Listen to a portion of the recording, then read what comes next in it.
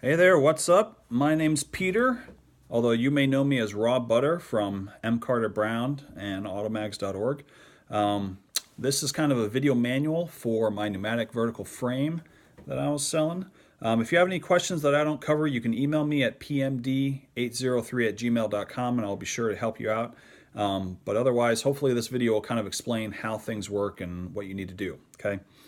Basically, how this works is you screw in a tank, you tighten down the ASA. Most of the air comes out through the side port and goes up to your valve through a hose, but a little bit of the air is redirected through the LPR and then it gets dropped down to about 80 psi, comes up into the MSV valve, okay? When you pull the trigger, when you pull the trigger, that moves the little lever, which allows air to continue through the hose up until the piston, which then pushes on your sear and fires the marker, okay?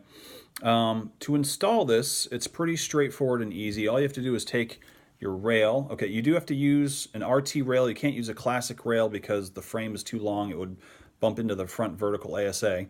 So you have to take your rail and you have to take off this little, the trigger arm, the trigger rod, whatever you call it.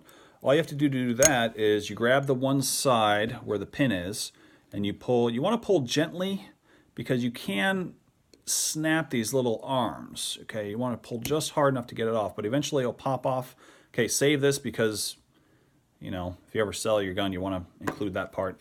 And then you just have the sear with the little arm, and then you're going to drop that down into the gap behind the piston, and then screw it on like you would a normal frame. Okay, you do need to use, I'm including some screws with this.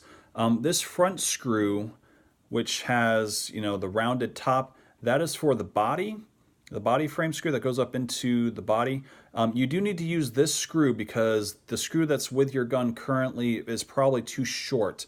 This frame is just a little bit wider or a little bit taller, I guess I would say, than an Intella frame, so you want to use the screw that I provided. For the back, you can use a thumb screw. That would be fine. It's easy to use. I don't think it gets in the way of the handle. But if you want something a little bit more sleek, I'm including this tapered screw that fits right up inside here and just kind of disappears. And it looks really nice. But, you can use whatever. All right. What else? Once you have this installed on the gun, one of the problems you're going to, well, it's not a problem. This is kind of just an issue that happens with every pneumatic frame, okay? Once you have the valve gassed up and you take a couple of shots and then you degas the marker, you're going to find that the valve is hard to take off the back because the on-off pin is actually pushing down through the frame. With most automags, all you have to do is, turn the safety off, pull down the trigger, and then that will push back that pin and then you can take the valve out. But with a pneumag, since there's no air inside the pneumatics, you can't do that. You just, and you can't air up the pneumatics because then that will air up the marker and it's just kind of this catch-22. So what I've done instead is I've put a little hole in the side of the grip here, okay?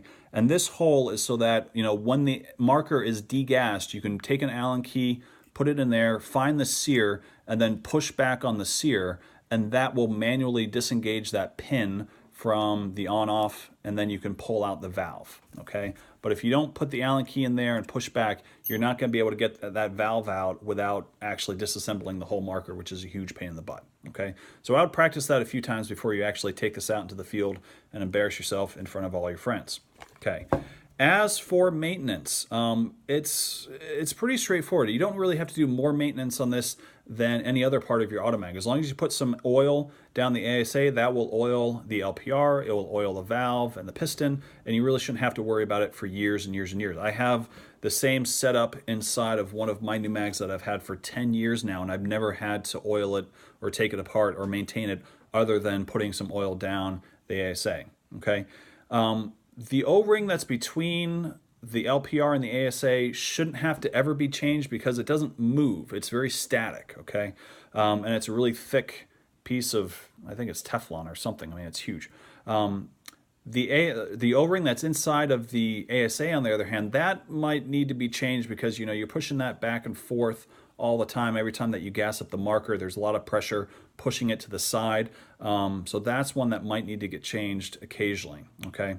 As far as the LPR pressure, you might need to change this if you ever install this on a different kind of marker. I set this up with a classic valve, and so the ASA is putting out a lot of pressure, like 80 psi. If you're using an RT valve or a ULT on-off in your X valve,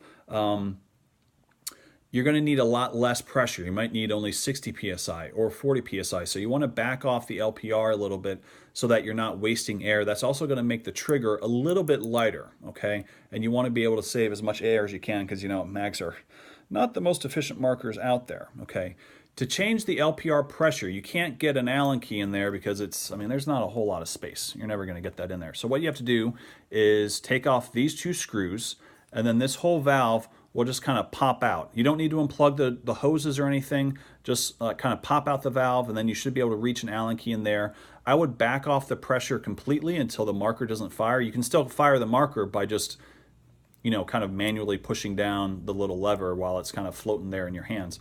So back it off until the marker doesn't fire, then gradually increase the LPR pressure every like a quarter turn or so, and then try the trigger again, and then do another quarter turn and try the trigger again until the marker fires consistently and does not cough, okay? And maybe even go another quarter turn just to be sure. And then reinstall the piston, okay, or sorry, the valve, put these screws back in, and then you're not done yet because, unfortunately, the bracket that's holding the valve in place, the holes where the screws go, they're not perfectly tightened. So you might install the valve a little bit too forward, a little bit too backward, and that's going to change where the trigger hits the lever. So to fix that, to retune, what you're going to have to do is change the length of this forward travel screw and the aft travel screw that is impossible to see, but it's up there, kind of goes back. Anyway, you'll find it. Anyway, what you want to do, once you've set the LPR pressure, once you've reinstalled the valve, you want to turn on the safety, okay?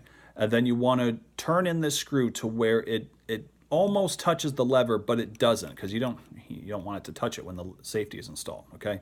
So put that in basically as far as you can to where it's not going to touch the lever if the safety is installed. And then once the safety is off, it's going to push the lever very easily. Then you want to adjust this second screw, the post-travel screw, and basically set it so that the trigger moves as little as possible, okay?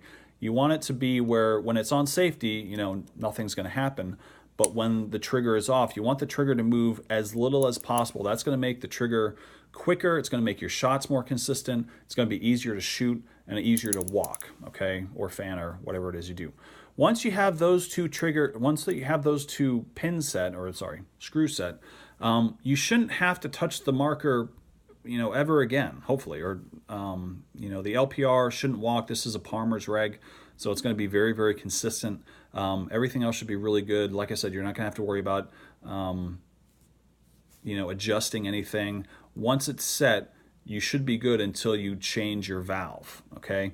I would recommend using an RT on-off. Even if you have a ULT, I would get an RT on-off just because it's going to be more consistent. It's going to push back and reset the piston more consistently, and it's going to work better. Okay, last thing is the safety.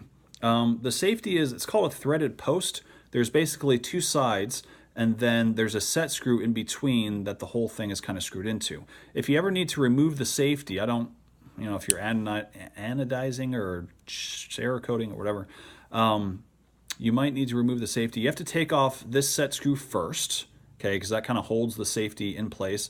And then you're going to have to use some pliers and unscrew the two safety halves from each other, okay? When you screw them back in, I would maybe use a little bit of Loctite just to keep them set. But otherwise it should be pretty good to go, okay? Also, if the safety ever becomes really loose, which it shouldn't, but if it does, you can adjust this secondary set screw. This is a nylon set screw that pushes down on the safety and gives it a little bit of tension just to keep it stiff so it doesn't kind of randomly pop out or pop in as you're shooting around. So you can adjust that with a little tiny flathead screwdriver, and that should be good to go. The trigger is held in with a standard, you know, pin with the flared end on one side, so you can push it out with a center punch or with a nail or whatever. The bracket that holds the piston is just held in by set screws, so those are easy to take in and take out. Obviously, if you ever take that out and put it back in, you want the bracket to be as far back as possible. I mean, it's pretty much, you know, touching the front of the frame. I don't know if it's going to focus. Focus. You can see it. Okay. I think that's it. Again, if you have any questions, you can email me at pmd803@gmail.com. But otherwise, I hope you enjoy the marker. I hope it gives you lots of years of fun playing, and be safe and take care.